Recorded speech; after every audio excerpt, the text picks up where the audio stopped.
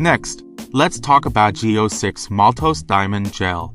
The texture of this gel is just like maltose syrup. It's incredibly sticky with a stringy, honey-like consistency.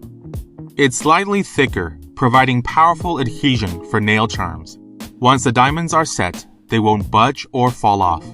After positioning the diamonds, the gel stays perfectly in place.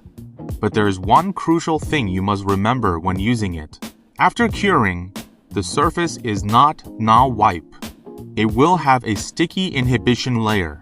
You must use G04 Amethyst Builder Top to seal and wrap it. Look at the texture. It's got that satisfying gooey feel, just like real maltose. Thick, sticky, and stringy. After top coating, lightly buff the area where you'll place the charms. Clean the surface with a lint-free wipe and cleanser. Next, using a wood stick to take a small amount of glue, place it in the center and set your diamond on top. You can flash cure it briefly with a handheld lamp. Then perform a full cure in the LED lamp for 2 minutes. Since diamonds block some light, a longer cure time is required.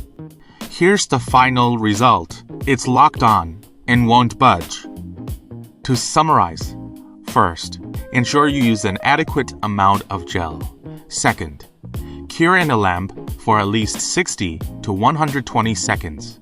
Third, lightly etch or buff the nail surface for better grip.